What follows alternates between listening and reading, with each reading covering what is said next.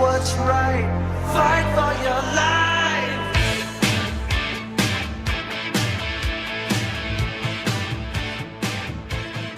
Hello everyone, welcome back to the show. My name's Dan, this is Exploder, and I'm here with another episode just for you. I took a week off, take time off for the holiday, Memorial Day. Hope everybody had fun, had some cookouts, and did what they did, set off some firecrackers, and really just had a grand old time. But I want to cover a topic that sort of works with that. I tried to get an episode that week, but it just didn't work out for my schedule with the family and all that. But I wanted to talk about a topic that's really related to Memorial Day, and that's the role of patriotism in professional wrestling. Patriotism plays a role in every country, no matter where you're at. From here to Azerbaijan, to Nicaragua, to wherever, there's a certain sense of nationalism or patriotism that goes along with it. Professional wrestling is not immune to this. So with this, I wanted to talk about patriotism and the role it plays in wrestling and how it plays off of existing patriotism and how wrestling sort of messes with it or feeds off of it. It doesn't create it, it simply feeds off something that's already there, which is what professional wrestling is really good at doing. We'll start out to really talk about patriotism. You can't go wrong with talking about the old World War II heels. Following World War II, there was an influx of these new heel characters that were just naturally there. Whether it was the Japanese characters of Tojo Yamamoto, Hiro Matsuda, Masa Fuji, Hiro Sato,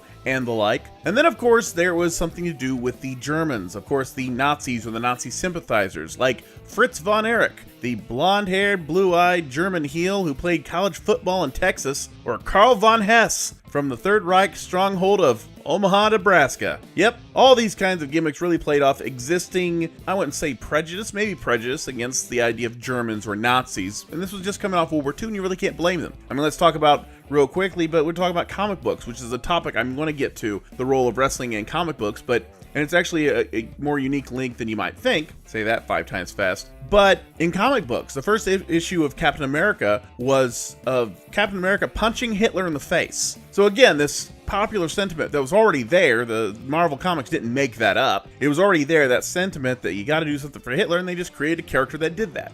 Wrestling's no different. Wrestling is more conservative in the way it acted, but it created these characters that were already prejudicial, was already there. The idea of hating a Nazi wasn't too far-fetched considering the fact we just fought a world war over it. The idea of hating the Japanese after Pearl Harbor, not that far off. So you have to go, but when you talk about characters, you have to start there with World War II. Then, of course, you have to go into the role of military gimmicks. Patriotism is fine and well, and we'll talk about people that are just plain off patriotic or have a great character and are patriotic. And then there's characters that are explicitly patriotic because they're military gimmicks. The first one you're going to talk about, of course, is Sgt Slaughter. Bob Remus, being Sgt Slaughter, the military corps, the Marine Corps song playing in the background, the military gear, the way he talked like a drill sergeant, it all made sense and it all works. But at one point, this character, which survived in AWA, survived in the WWF for 2 runs, by the way, and a heel run that I'm going to talk about later. But this is a very strong military character, and of course that guy's going to have the American flag, and he's going to be Mr. USA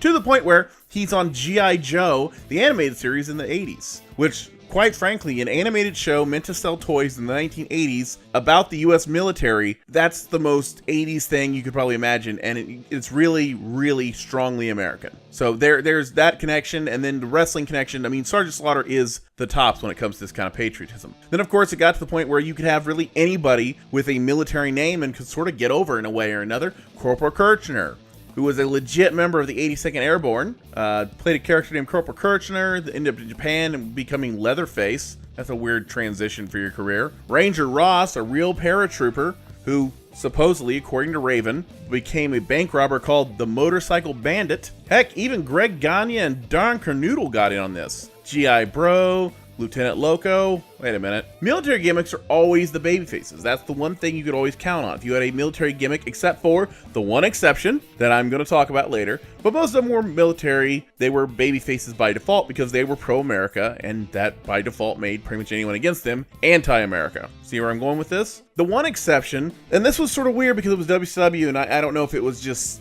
I don't know if they didn't know what they were doing or whatever it was, but in 1995, WCW had a military guy named Sgt Craig Pittman, and he was a bad military character. You know, the Marine Corps, Sgt Craig Pittman, he wasn't that great of a worker, but he had this military look about him, and he supposedly was the bad military guy against the good military guy named Cobra, who Pittman apparently left to die in Desert Storm, which is the weirdest way to start a gimmick, really, to start a feud. I mean, keep in mind, this is the company that had, like, Mortal Kombat knockoffs fighting with ninja stars and crap, and this is probably one of the weirder ones they did. The feud was basically fodder for Saturday night shows, B shows. They did have one pay-per-view match at Fall Brawl 95, which I'm sure was a classic. Pittman would leave shortly after they realized he sucked, and Cobra would turn around to become the fake Sting, and who was also somehow extremely successful in Japan. So America, the land of opportunity. Then of course the fringe or paramilitary groups, gimmicks, the ones that didn't follow the model, like Colonel De Beers, who was a racist white colonel, I guess, from South Africa, which was still under apartheid. That was a very obscure gimmick for AWA and very odd, but De Beers really played up the fact that he was basically a military guy, and he was from South Africa, and he was insanely racist. That's just a weird thing to do. I don't know. Then, of course, there was the Truth Commission, which is a paramilitary group based on the South African Truth and Reconciliation Commission, which came out after the end of apartheid, a reference so esoteric, I don't even think the people who wrote it understood it. The 80s were a time of super patriotism.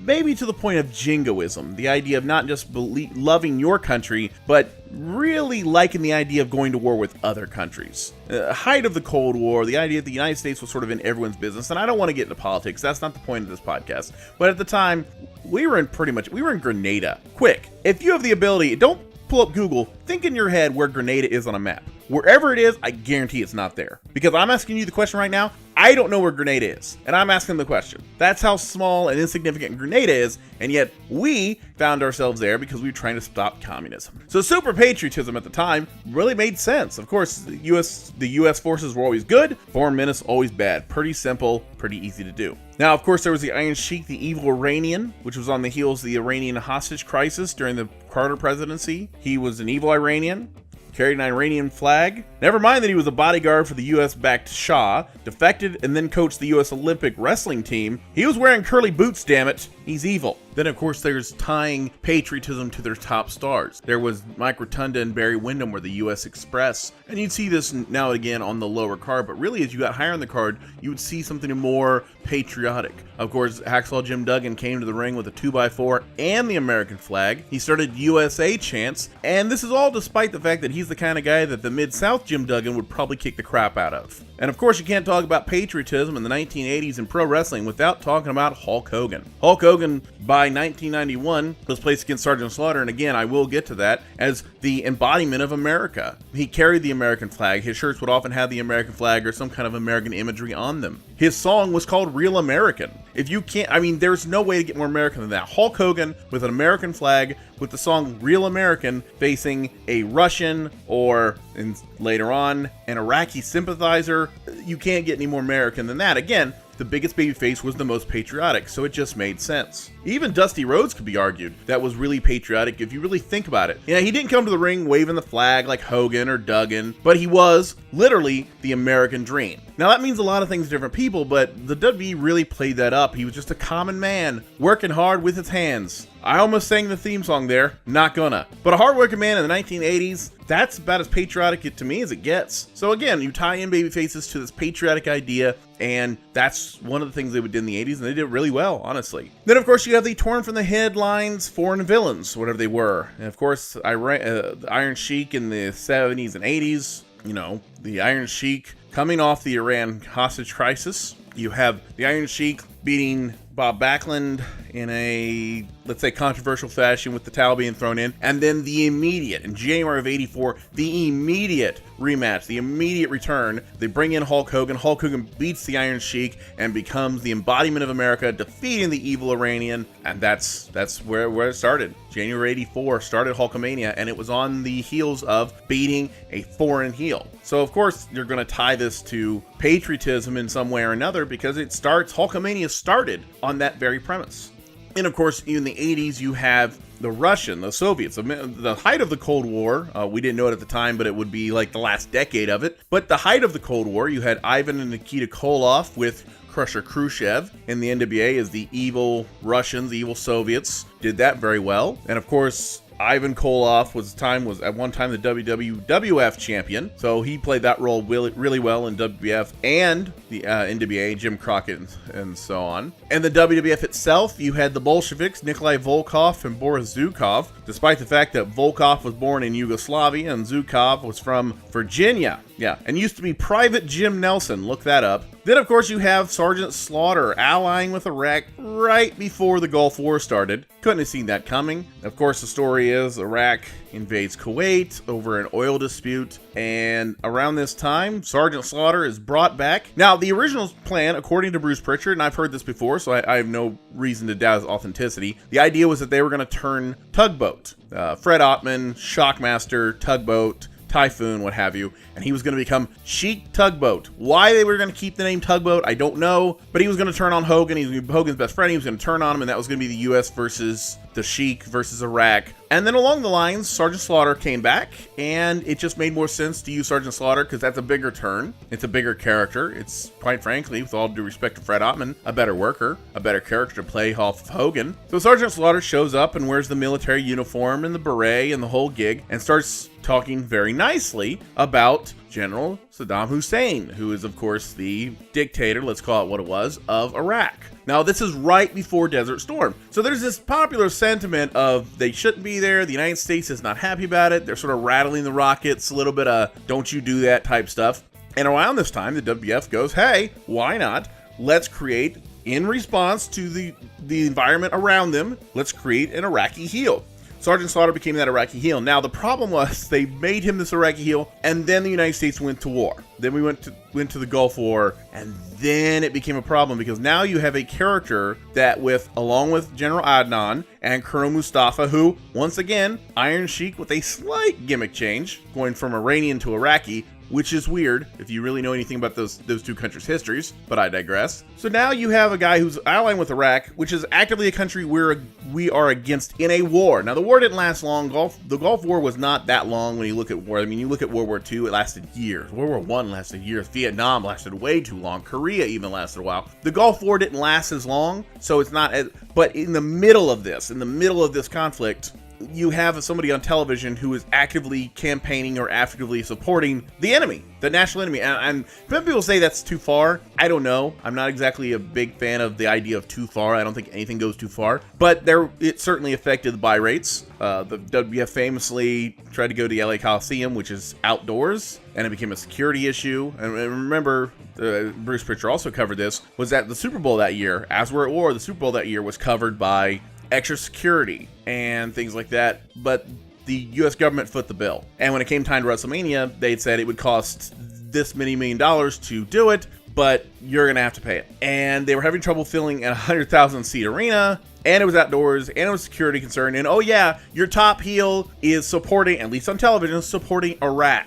Again, torn from the headlines is good, but there needs to be a little separation. Karl von Hess and Fritz von Erich weren't out there as the goose-stepping Nazis in 1943. They were there later, after the time had cooled off. We were no longer at war with them, but it was still vivid in people's minds. And this was something where, in a very rare case, somebody was a heel as it was going on, as the conflict was going on, as we're literally in the middle of the war. Here's a guy coming out supporting the enemy. And for people that are really into wrestling or really into it, they didn't see it as a character. They saw Sgt Slaughter betraying America, and that is dangerous. And there were death threats. I don't doubt there were death threats. And it was a little bit of both. People say, well, they only moved because they couldn't sell seats. Well, maybe. But they also couldn't sell seats because A, the arena's too big. B, the angle was... Some people were turned off by the idea of the angle because they thought it went too far. And, oh yeah, there was death threats against your heel, and you're in an outdoor arena. You're an outdoor. I mean, there's really only so much you can do. You can protect, you can put up gates, you can do these things. But above the arena, who knows what could happen? And that's where it got scary. So you take all that together, that's why they moved. They had to move. You can't blame them for that. Moving on to literally the most patriotic you probably could get. They took the All-American Hulk Hogan as he left in June of 93 after a gimmicky match with Yokozuna. In July of 93, the wheels kept turning and they went to Lex Luger. Lex Luger went from the narcissist to someone who looks like a male stripper banged an American flag.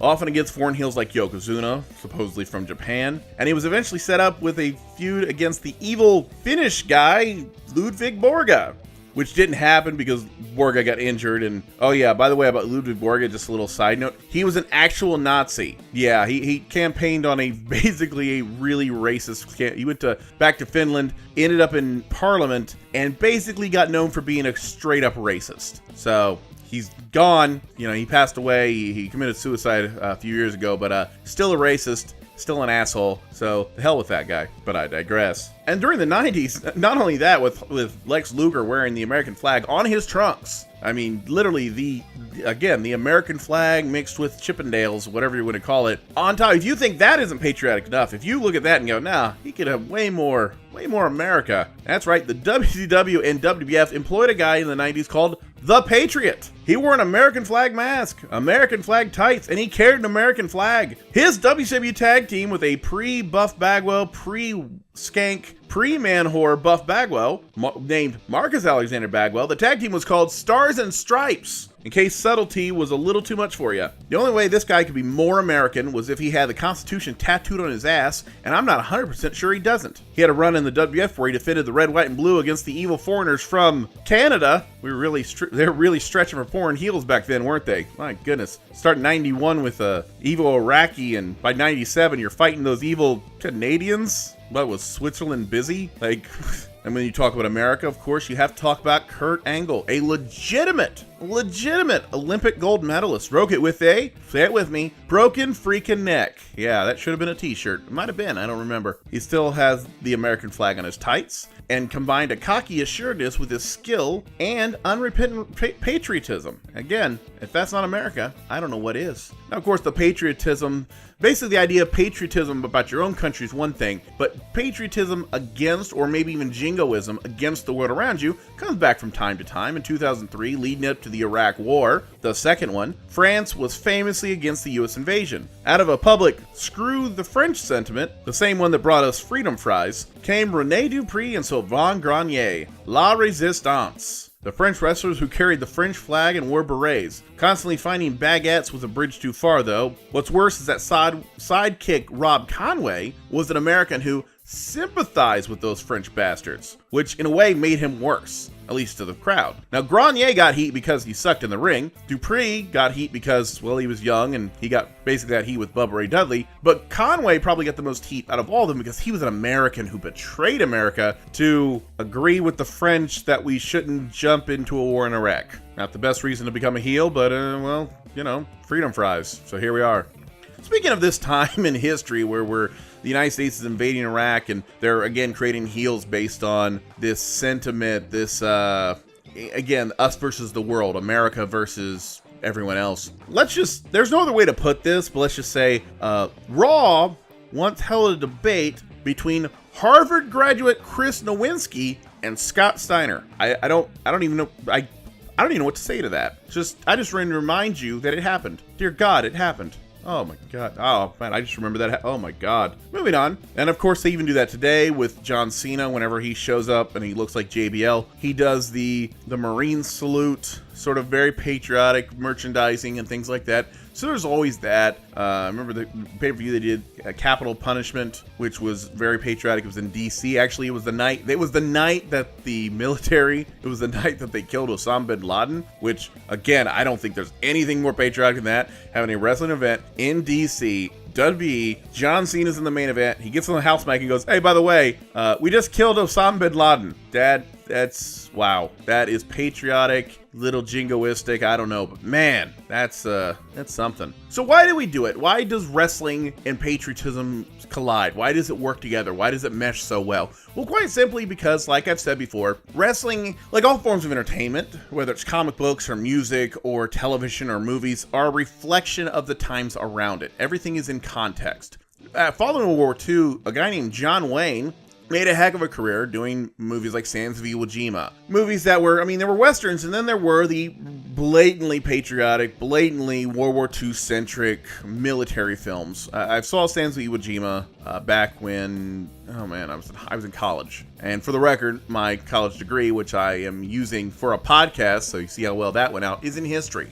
and we watched some of this stuff, and some of this was straight up propaganda, some of it was entertaining enough, but it's all in context. John Wayne made a career out of being the good military guy, the good patriotic American, and the evil foreign menace that threatened it. So movies at the time, television shows, of course, then you would have things like Hogan's Heroes, dealing with World War II in a comedic tone, dealing with POW camps and the like. There's always this in the context. So as this is going on, and you could really trace it, if you look at this context of what's going on around a certain time in history, what's going on in the mainstream, what's going on in entertainment, along that line, you're going to find something similar, some kind of analog in professional wrestling. When Iran was the bad guy, you had the Iron Sheik. When the Soviets were the bad guy, you had the Koloffs and Crusher Khrushchev and the Bolsheviks. When Iraq was the bad guy, you had Sgt Slaughter and Colonel Mustafa and General Adnan. Whenever there's a foreign menace or there's some kind of threat existentially, you'll see it on television, you'll see the torn for the headlines, even Law and Order and things like that, but you're also going to see that in pro wrestling. Pro wrestling is going to attach to a popular sentiment, and they're going to ramp it up. They're going to give you an over-the-top character to hate. They're going to give you a Karl von Hess. They're going to give you a Sgt Slaughter. And again, any character can be redeemed. Like if Sgt Slaughter was redeemed. I mean, he did that in 91. By 92, he's in a, I don't know, 8-man, I think it was. And he's a babyface again. He repented. And he came back. And the American wrestling fan enjoyed him and brought him back and embraced him again, to the point where he later became a commissioner fighting against DX's early days, and the character was never harmed. It was a time where he got a lot of heat, but it didn't damage the career permanently. And that's one of those really, really nice things about professional wrestling. It doesn't damage a career permanently if you're really beloved. That's all I wanted to say. I want to say thank you to everyone. I've got a couple topics for future episodes. I want to say I'm considering those. I'm actually taking notes on one of them right now, and I think it's going to be a really good idea. So I'm good when I do that topic. Whenever I get around to that topic, I'm going to give the guy a shout out by name of who suggested it. He's a very good listener. Very good listener. What the hell am I talking about? But he's a listener. He avid listener. He says numerous times that he listens to the show, and I'm thankful for people. I'm thankful for anyone who's listened to the show. Thank you for being here. Thank you for taking the time out of your day to listen to me talk about professional wrestling. And I just enjoy it. I enjoy doing it, and I thank you guys for listening. So until next time, my name's Dan. This is Exploder. Have a good one. American dream.